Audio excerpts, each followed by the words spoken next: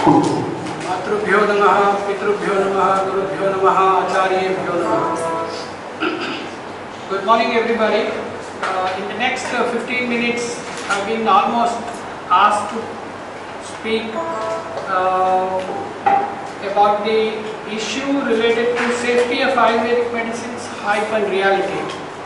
It's a challenging task of almost giving me to take you around the world in $8, and I will try to do it maybe in $8 or a little bit more than that.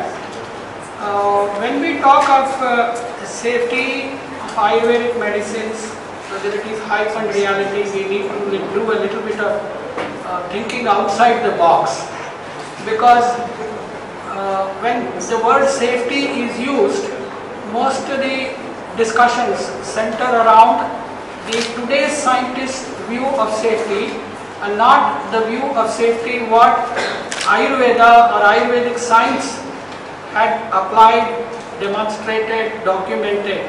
So therefore there is a little dichotomy in this discussion, and that's perhaps the reason why the title of the talk is very aptly written, is it hype or is it reality?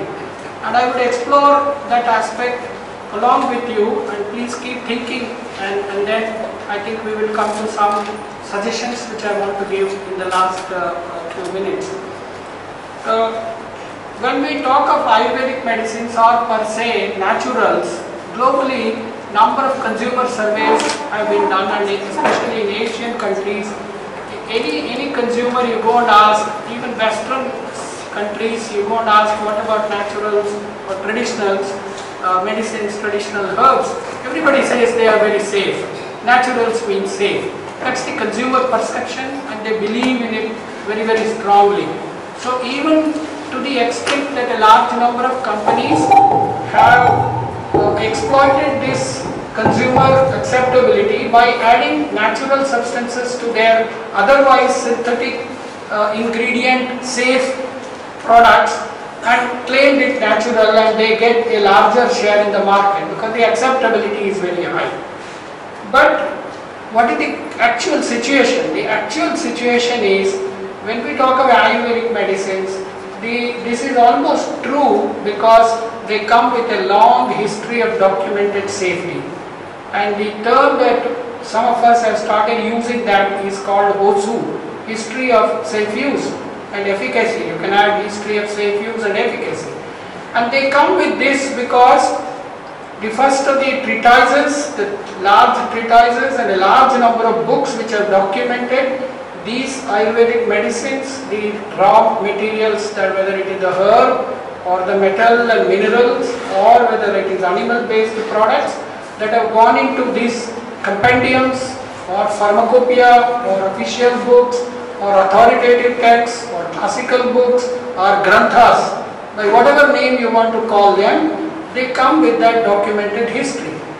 I am a pharmacist, I am not an Ayurveda person, I am not graduated with an Ayurvedic degree, but my work for the last over 2 decades in trying to understand this field, the science, the philosophy behind this, has almost made me accept the fact that whatever has gone into these armamentariums or pharmacopoeias or compendiums really are there after a huge amount of evaluation in their own way, in its own way.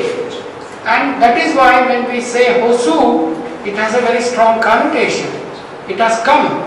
And I keep talking and I keep challenging a number of Ayurvedic Vaidyas, senior, junior, freshers, people with scientific background, people without scientific background, people who are skeptical, and they all say that observations before a herb or a metal or a mineral processed in a particular way or a polyherbal preparations came into one of these granthas or classical texts, a minimum of 30 years of evaluation, observation, recording have gone in.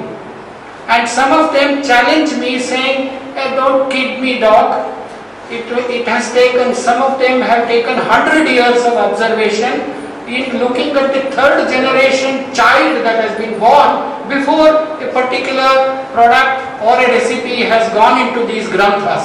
So that's the power of Hosu. Unfortunately, this has not been explained to the Western biology, chemistry, mathematics, physics oriented kind of people, and therefore the myth about are they safe, are they not safe keeps coming up.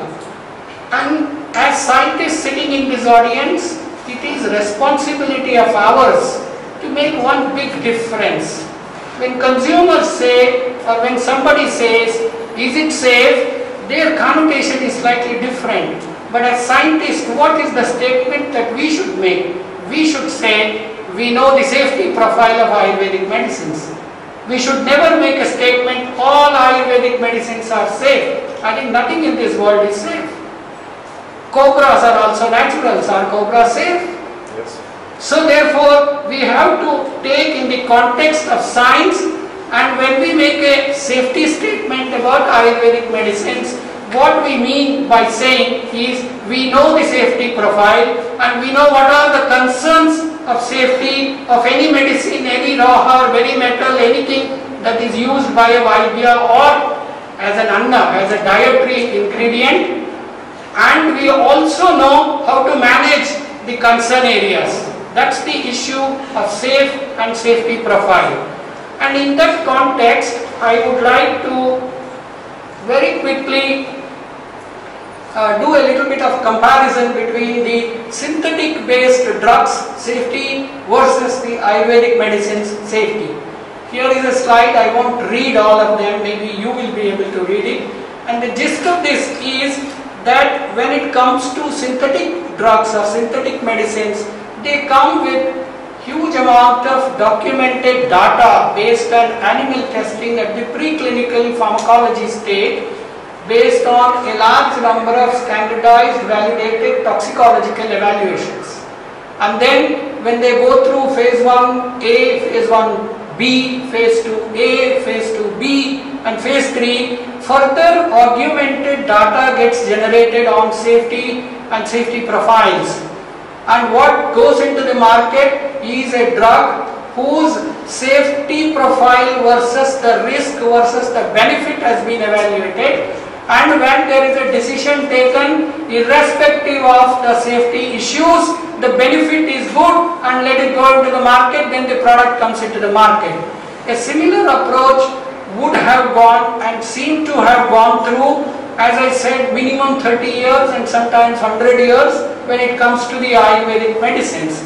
But the difference exists hugely in terms of the scientific approach of Ayurvedic medicines versus synthetic drugs. In synthetic drugs, we are all aware that the dose is generally fixed. The potency of the product to deliver the dose is also fixed. So if you take any drug, it may be available as a 1 milligram tablet, 2 milligram tablet, 5 milligram, 250, 500, 750, 1 gram per day divided doses. The dose is fixed and the titratability to the physician is limited, and the dose is fixed irrespective of the capability of the patient to whom the material is given. When the risk versus benefit examination is done by the regulatory authorities and the scientists behind the regulations, in case of cancer drugs, even if there are severe toxicities, if the benefit is good, they still get approved. In case of a drug that has to be given for a daily depression or a little painkiller, the availability and allowability of the side effects would be very, very low. They don't want any side effects because people may take it for a long period of time. Headache is not such a great thing that, you know, if you don't need a drug, it can still. So there is a difference in the approach, and most of the studies are done at animals. Now if we compare this scenario with reference to Ayurvedic, as I have already explained to you, these medicines come with a long history of safe use, which are well documented. Only last month I was giving a keynote address in South Africa in an international conference on indigenous knowledge systems, and I was amazed the kind of respect that South African scientists and traditional healers and doctors had for Ayurveda. They all came and told me that you are really a very lucky guy to be born in India and being access to Ayurveda because it's so well documented. And African traditional knowledge is not so well documented, and healing systems, medicines are not so well documented. They wanted to learn how did India go and do this documentation. That's the treasure that Ayurveda has. And long periods of observation is there before it has gone into the Granthas. And Ayurveda has never stated in any Granthas that all Ayurvedic medicines are safe. They themselves very clearly give you contraindications, indications, and Prakriti related issues. There are some side effects which will come if you give the product to a wrong Prakriti guy. A simple example, Kottam Chukkali Taila, if you use it for a Pitta Prakriti guy, you are definitely going to have a flare up on the skin and inflammation will happen, redness. It is known, it is not a side effect, but how it acts on different kind of people is known. And one important lesson that I have learned as a pharmacist is never go beyond the processes given in the Granthas. The safety profile of any Ayurvedic medicine is linked to the processing method, whether it is Shodhan and without Shodhan, what the way it has to be processed, whether it is Kshiropak or Tailapak or Kvata or Churna or Lepa, the processing method is sort of given. And if you stick to that, you can extrapolate the safety of long history of safe use. And the most intriguing factor for me as a pharmacist is, unlike allopathy or synthetic drugs, the dose of many of the Ayurvedic medicines is not fixed. It's in a big range. And second important factor is the dose the Vaidya decides depending on the Bala and Balya and Satmeya of the patient. If the patient is weak, he is not well nourished, he does not get a high dose, slow dose, slowly they will bring him back to normalcy and then treat. So it is difficult to perform the same conventional toxicology paradigms and transfer it to an Ayurvedic medicine if you want to generate a toxicity data or a safety data. And most important challenge to us and scientists today is, whenever any country, any abroad country, anybody questions that, give me a documentation of the safety of your Ayurvedic medicine, all that we do is to photocopy the Grantha page, highlight the herb or the recipe and say this is in the Grantha and so it is safe. Nobody will accept that. We have to come up with more logical, scientific and data-based kind of documentation. Some of us, Dr. Vishy Bansal is sitting in this audience, some of us who worked with Unilever company did not accept this one statement of a Grantha entry as a history of safe use documentation. Our safety evaluator wanted a lot more data. So we came up with certain paradigms which we believe is not the ultimate, but I think we must as a team generate more methods. What can help in additional documentation? Collect all published literature, review them and separate the chaff from the wheat. Irrelevant publication should be taken out and prepare a review. There is a lot of published material on safety today. Then current usage, go and interview 20 doctors, 15 doctors, 30 doctors with a preset criteria. Ask them, have you been using this medication? How many patients? Have you observed any side effect? Have you got any safety data? Document them. Interviews are good documentation. They come up with observational data. Finally, our regulatory systems permits a huge number of products in the market, in Indian market, many of which are in US market and Europe market as supplements. Look at their composition and look at their safety data, look at their ranges. So like this we have to come up with novel, ingenious, logical and data-based additional documentation that can strengthen the safety of data of Ayurvedic medicines. That's a very, very big need. I and Dr. Ram Manohar are working on one simple herb, Ocimum basilicum, and we are trying to document and generate safety document for this herb, and we were amazed at the kind of data that we could come. One word of caution to scientists is, do not accept every published phytochemical or pharmacological or in vitro study that is published in today's scientists. That's where I said separate chaff from the wheat. A large number of them would have taken some methanolic extract, fractionated it with some 3 other solvents and got a extract which has got some one marker in a very high level, and they would have given it to dog and the dog has died or it got a very serious side effect, and they blame the original herb itself to be unsafe. This is not correct. What has been tested there is different from what was used in the Grantha and what is culturally used or traditionally used. So we must be very clever, very scientific to separate what is relevant from irrelevant. And I am telling you, you can get very good information on this kind of data. But the situation, is it true now today? Are we living in the same situation that I have compared just now? No. The situation has changed because till 2011, Government of India had accepted whatever is in the Granthas come with long history of safe use, and you don't need to do any more toxicology or other studies. But 2011 the government changed. August 2010, a Gazette notification number 663 has appeared. It's on the slide. It's a little difficult to project it, but I think the organizers can give you can go to the net also. Now the law permits even solvent extracted materials as Ayurvedic. Whether you have used ethyl acetate or alcohol or any other solvent, and conditionally they are approved to be used as Ayurvedic, labeled as Ayurvedic products.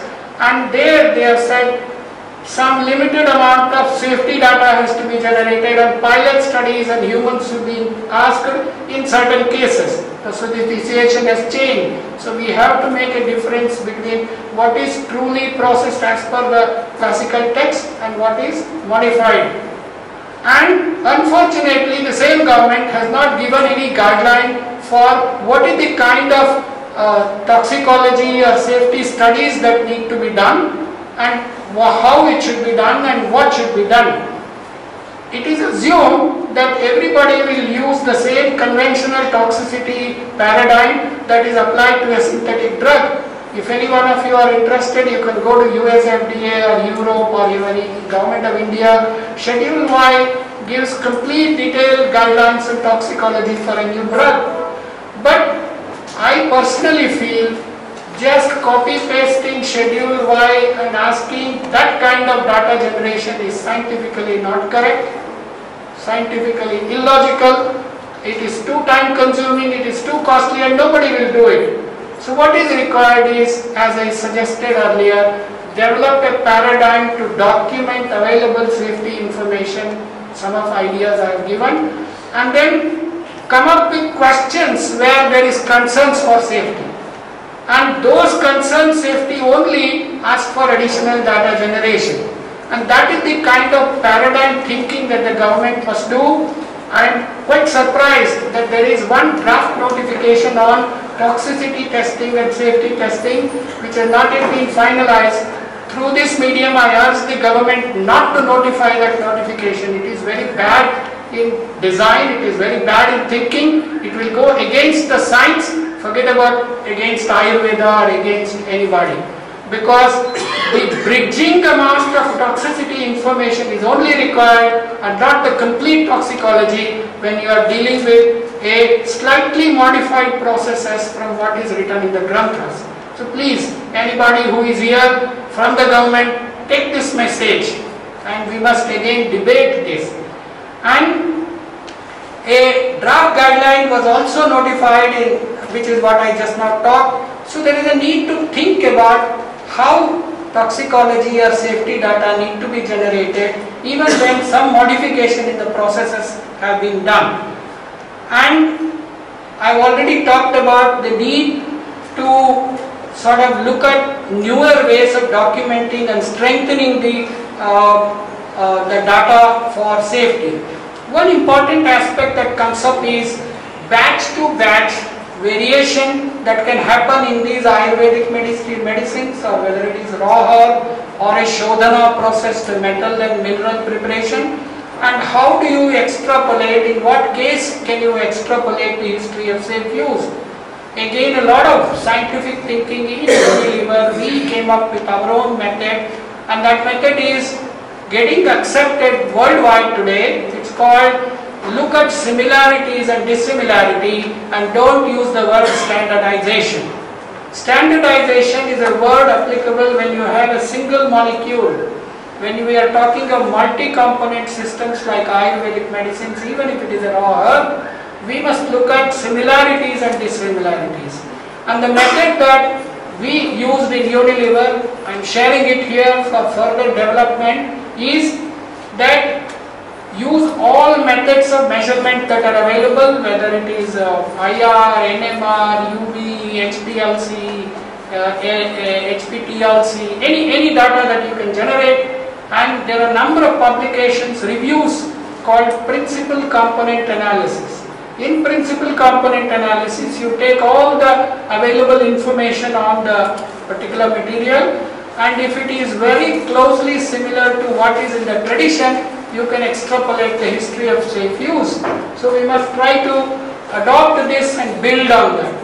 One other aspect when we talk of safety profile is there is huge amount of debate and the final judgment is not yet written, and that's about carcinogenicity, teratogenicity and possibility of cancer causing. Today non-animal alternative testing methods are available like Ames method, chromosomal aberration method, OECD guideline, nucleus, various kinds of methods are available.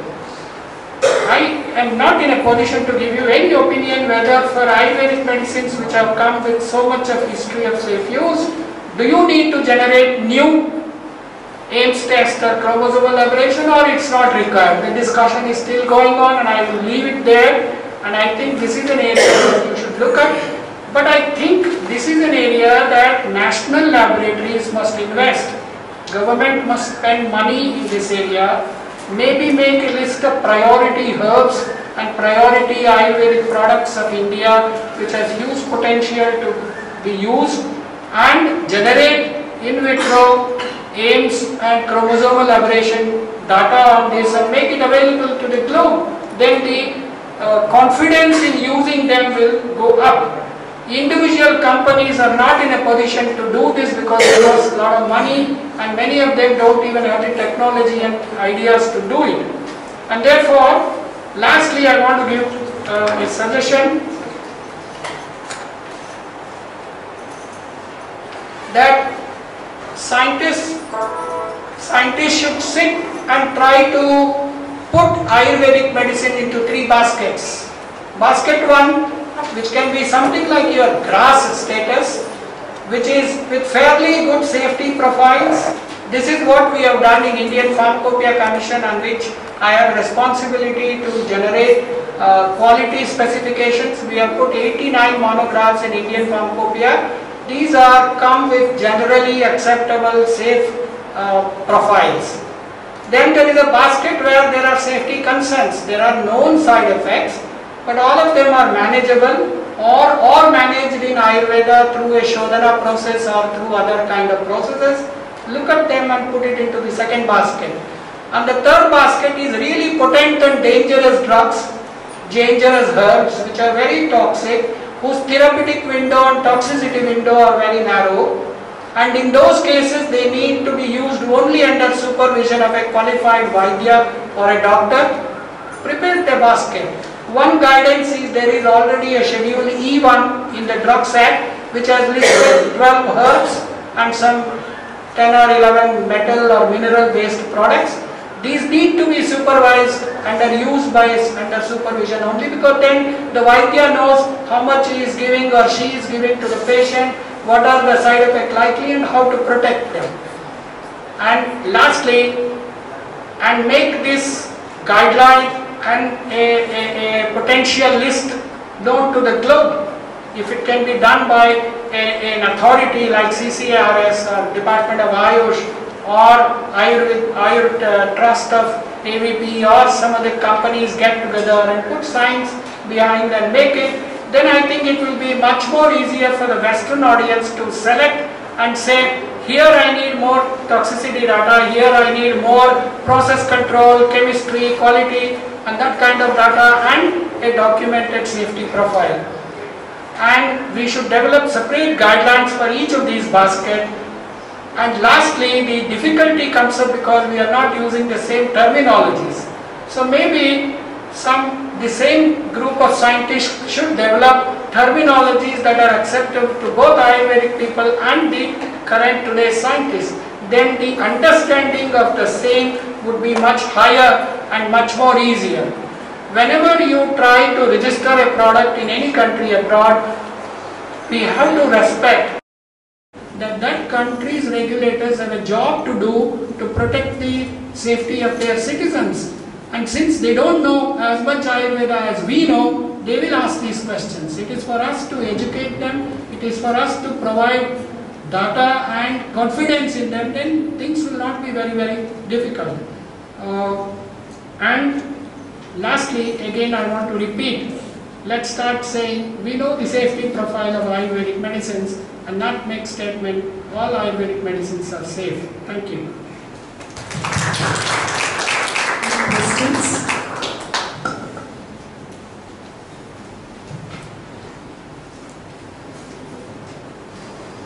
Yeah, please, sir. If I come from outside, how can I be sure that I have a safe drug from India? I want to give you an example. I have a hospital in Germany, and we use also Ayurveda drugs. We wanted to do it. And then they come to the custom, and they asked us to show that these drugs have no toxic ingredients. And all of these drugs had toxic ingredients like metals and so on. And we found only 3 companies at the end who were sufficient for the German custom regulation. And 2 of these companies produced drugs effective, and 1 also the drugs were not toxic, but they had no effects in treatment. How can I be sure, as a stranger, as one coming from outside, what good rate? Is there a list of companies here in India to whom I can trust and to whom I cannot trust? And who do you have a list of these?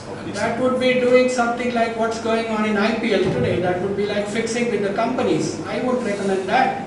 What I would recommend is what government has done. They have put processes in place saying all Ayurvedic medicines, even if they are getting exported as a supplement in that country, must be free from pesticides, must be free from heavy metals, limits have been prescribed, must be free or within limits for microbial quality and certain other quality parameters. Ayurvedic Pharmacopoeia has published now, I don't know, some 11 volumes of raw herbs, and on the finished products the work has begun. So a lot of good work has happened. It is the legal and regulatory framework that will give you that confidence and not the companies. Companies are now required to comply with local GMP. So buy from a GMP approved company, ask them, give me your GMP certificate, give me your quality control testing with all the contaminants being tested, and if the herb or the medicines falls into basket 1, I think you shouldn't worry.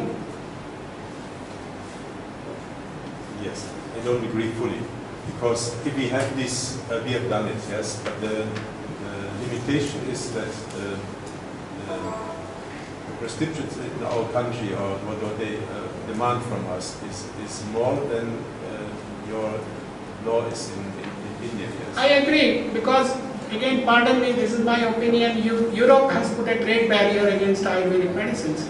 They have said 30 years of safety documented, and out of which 15 years in any one of the European country. No company or very few companies would have that kind of a documentation. It's a trade barrier. They don't want Ayurvedic medicines to protect their citizens. I think that is a big problem.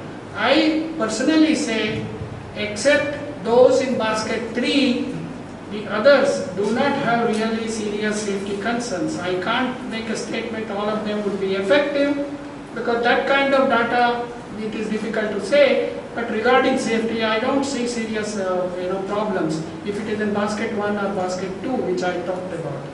And basket 3 are already sort of regulated in the country also, they will have to come, take recourse to that. I think the answer to provide confidence to people abroad is through regulation and a fairly good documented data regarding the safety. There is another point. If you take it as a supplement, then the laws are much stronger than if you take it only as a drug. Yes. Yeah, that's true. That I agree with you. But today, because most of the countries abroad are not yet putting regulations in place to register Ayurvedic medicines as Ayurvedic medicines, country is providing them as supplements only. That's another paradigm problem that we have in the globe. Sorry. Except Hungary, Russia, to some extent Malaysia and Singapore and Australia, no other country has a regulatory mechanism to evaluate and give you an approval as a drug for a herb-based product. So that's an issue that the shift has to happen. But I think the movement is in that direction because mainstreaming traditional knowledge-based healthcare systems is a global phenomenon. It's occurring, and I was amazed to see the kind of discussions at Johannesburg. So it is happening, people, and I must compliment you. You are one of those people who have taken the lead in integrating and trying to use a couple of these and generating your own experience, and these are the ones which will take it forward. So there is one question. Can you explain to me about this principal component analysis? I didn't actually see. What normally happens is when you test in a batch to batch, the Western drug pharma industry forced what is called as a marker compound approach. They said in any herb or in any product, look at one chemical entity which is either responsible for biological activity or it is present in that product, and so you are using it as an analytical tool. But there the thought process was standardization. I will look at one marker compound. The principal component analysis goes too huge. You look at everything else. When you look at marker compounds, what you do? You look at one heterocyclic compound which is UV absorbable and you see it in an HPLC or some other method. But there are sugars, amino acids, metals, minerals, trace minerals, carbohydrates, glycones, aglycones. Large number of them don't come in a marker compound. So how do you take the holistic view of the Ayurvedic product? So you need to analyze all of them. So therefore, the method involves use all measurements tools that are available. You take a UV, you take an IR, you take an NMR, you look at CHN analysis, you do HPLC by 2-3 different solvents, you do HPTLC, put all that data together, and it is a statistical tool. It will tell you how closely similar is these data points to the traditionally processed material. And that's called principal component analysis. Is software available for that one? Yeah, there are many software. Some of them are freely downloadable. Some of them are patented. Okay.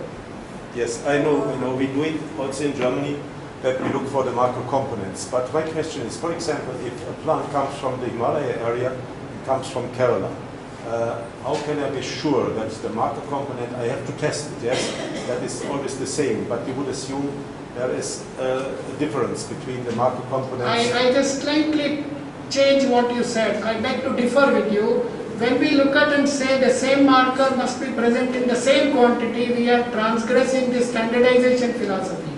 I think we should move forward and say a minimum quantity of that marker is what I need, plus in addition I want other components also to be present in similar range. Every herb, every Ayurvedic medicine comes with a natural window within which the component exists. Our analytical tool should be to find out my product that I am now offering to the consumer, is it close in that chemical window to the one which the Ayurveda Grantha processed and prepared. If it is close, I can close my eye and extrapolate the history of safe use.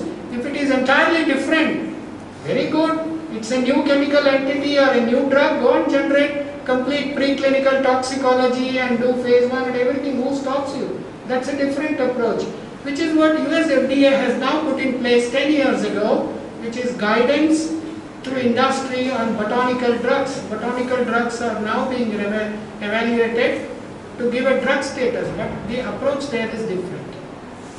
Another question, if it's allowed. We learn day by day that the polyreceptor drugs are more effective and more safe than the monoreceptor drugs.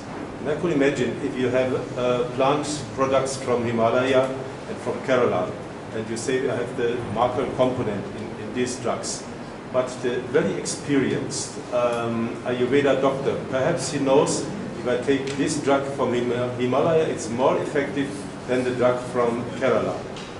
Is there any meaning about this? I have not come across any study, but this is the perception that people carry.